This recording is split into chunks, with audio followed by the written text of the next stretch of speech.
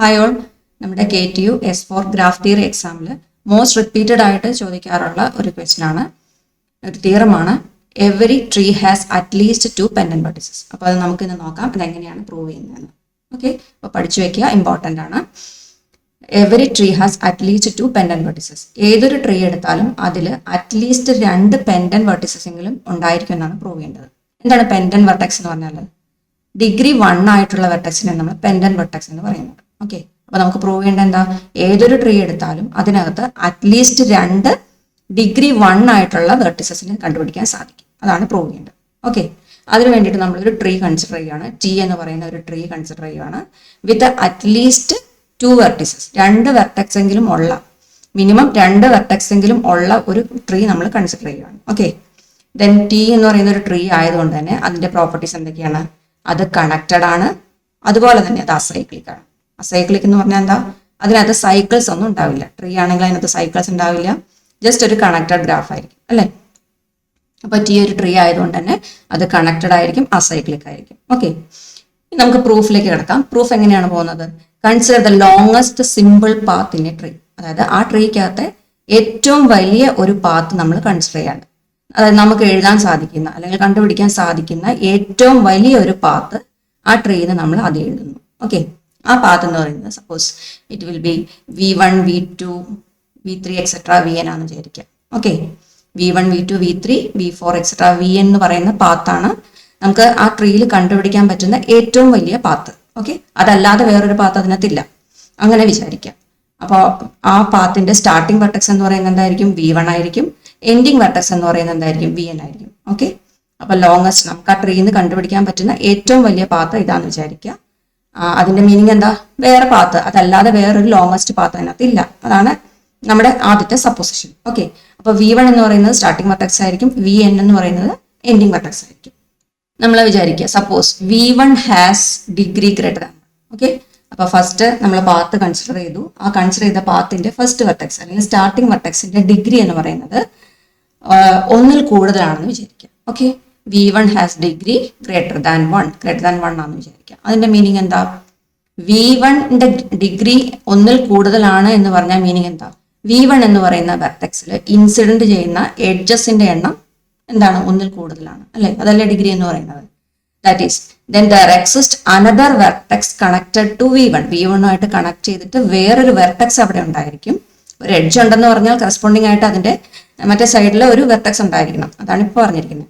Then there exists another vertex connected to V1 that is not a part of this path. നമ്മൾ ആദ്യം consider ചെയ്ത പാത്തിന്റെ part അല്ലാതെ വേറൊരു vertex V1 എന്ന് പറയുന്നത് നമുക്ക് അവിടെ ഫൈൻഡ് ഔട്ട് ചെയ്യാൻ പറ്റും. Okay, and this would allow the path to extend further. അപ്പൊ ഈ ഒരു വെർട്ടെക്സൂടെ കൺസിഡർ ചെയ്താൽ നമുക്ക് ഈ പാത്ത് എക്സ്റ്റെൻഡ് ചെയ്യാൻ സാധിക്കും. Okay, but this contradict the assumption that the path is the longest path. നമ്മൾ ആദ്യം സപ്പോസ് ചെയ്ത പാത്തിനേക്കാൾ വലിയൊരു പാത്ത് നമുക്ക് ഇവിടെ കിട്ടുമെന്നായി അല്ലെ. അപ്പൊ ഇത് കോൺട്രഡിക്ട് ചെയ്യണം. എങ്ങനെയാണ്? നമ്മുടെ അസംഷനെ അത് കോൺട്രഡിക്ട് ചെയ്യണം. നമ്മൾ ആദ്യം കൺസിഡർ ചെയ്ത V1 V2 എക്സെട്ര Vn എന്ന് പറയുന്നതാണ് ആ ട്രീക്കകത്തെ ഏറ്റവും വലിയ പാത്ത് എന്ന് നമ്മൾ സപ്പോസ് ചെയ്തിരുന്നു, അസ്യൂം ചെയ്തിരുന്നു. ആ അസംഷന് ഒരു കോൺട്രഡിക്ഷൻ ആയിട്ടാണ് ഇവിടെ വന്നിരിക്കുന്നത്. ഓക്കെ, അപ്പൊ നമുക്ക് അതിനേക്കാൾ വലിയൊരു പാത്ത് ഇവിടെ ഫൈൻഡ് ഔട്ട് ചെയ്യാൻ പറ്റും. അതൊരു കോൺട്രഡിക്ഷൻ ആണ്. Therefore, degree of V1 is equal to 1. ഇത് എന്തുകൊണ്ടാണ് കോൺട്രഡിക്ഷൻ വന്നത്? നമ്മളിവിടെ സപ്പോസ് ചെയ്തിട്ടുണ്ട് V1ന്റെ ഡിഗ്രി എന്ന് പറയുന്നത് ഗ്രേറ്റർ ദാൻ 1 ആണ് എന്ന് സപ്പോസ് ചെയ്തിട്ടുണ്ട്. അപ്പൊ ഈ ഒരു അസംഷൻ ആണ് ഇത് കോൺട്രഡിക്ഷൻ ആയിട്ട് വന്നിരിക്കുന്നത് അല്ലെ. അപ്പൊ ഇത് ഇങ്ങനെ എടുത്തത് കൊണ്ടാണ് നമ്മുടെ അസംഷന് ഒരു കോൺട്രഡിക്ഷൻ വന്നത്. ഓക്കെ, അപ്പൊ ഈ ഒരു സപ്പോസിഷൻ എന്ന് പറയുന്നത് ട്രൂ അല്ല. അതായത് ഡിഗ്രി ഓഫ് V1 എന്ന് പറയുന്നത് ഗ്രേറ്റർ ദാൻ 1 അല്ല. പിന്നെയോ ഡിഗ്രി ഓഫ് V1 എന്ന് പറയുന്നത് ഈക്വൽ ടു 1 ആണ്. അപ്പൊ degree of V1 equal to 1 ആണെന്ന് പറഞ്ഞാൽ മീനിങ് എന്താ? V1 is A pendant vertex. V1 എന്ന് പറയുന്നത് പെൻഡന്റ് വെർട്ടെക്സ് ആയിരിക്കും. ഓക്കെ, ഫസ്റ്റ് പാർട്ട് മനസ്സിലായല്ലോ. അതായത് സ്റ്റാർട്ടിംഗ് വെർട്ടെക്സിന്റെ ഡിഗ്രി എന്ന് പറയുന്നത് 1 ആണ്, അതുകൊണ്ട് അതൊരു പെൻഡന്റ് വെർട്ടെക്സ് ആയിരിക്കും. ഇതേ പ്രൂഫ് തന്നെ, ഇതേ രീതി തന്നെ, ഇതേ ലോജിക്ക് ഉപയോഗിച്ച് നമുക്ക് Vnന്റെ കേസും പ്രൂവ് ചെയ്യാൻ പറ്റും. ഓക്കെ, അപ്പൊ നിങ്ങൾ പ്രൂവ് ചെയ്യണമെന്നില്ല, ഇതുപോലെ സ്റ്റേറ്റ്മെന്റ് എഴുതിയാൽ മാത്രം മതി. സിമിലർലി ഫോർ Vn എന്ന് പറഞ്ഞാൽ എൻഡ് വെർട്ടെക്സ് ആണ്. എൻഡ് വെർട്ടെക്സിന് നമുക്ക് പ്രൂവ് ചെയ്യാൻ പറ്റും യൂസിങ് ദ സെയിം ആർഗ്യുമെന്റ്.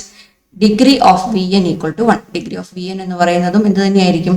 1 ആണെന്നുള്ള രീതിയിൽ നമുക്ക് പ്രൂവ് ചെയ്യാൻ സാധിക്കും.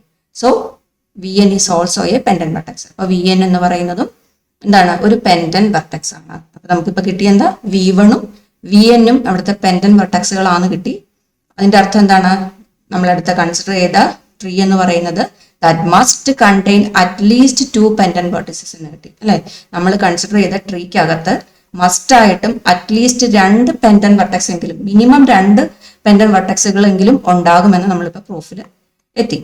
That is okay. അപ്പൊ ഇതേ സ്റ്റേറ്റ്മെന്റ് നമുക്ക് എങ്ങനെ പറയാൻ നോക്കിയേ, every tree has at least 2 vertices of degree 1. Degree 1 ഉള്ള അറ്റ്ലീസ്റ്റ് 2 വെർട്ടെക്സ് എങ്കിലും ഏതൊരു ട്രീക്കും നമുക്ക് ഫൈൻഡ് ഔട്ട് ചെയ്യാൻ പറ്റും. ഓക്കെ. അപ്പോൾ ഒന്നുകിൽ ക്വസ്റ്റ്യൻ ഇങ്ങനെ ചോദിക്കാം, prove that A tree must contain at least 2 pendant vertices എന്ന് ചോദിക്കാം. അതല്ലെങ്കിൽ every tree has at least 2 vertices of degree 1 അങ്ങനെയും ചോദിക്കാം. അപ്പൊ ഡിഗ്രി 1 ആയിട്ടുള്ള വെർട്ടെക്സിനെയാണ് നമ്മൾ പെൻഡന്റ് വെർട്ടെക്സ് എന്ന് വിളിക്കുന്നത്. ഓക്കെ. അപ്പൊ പ്രൂഫ് എങ്ങനെയാണെന്ന് മനസ്സിലായല്ലോ.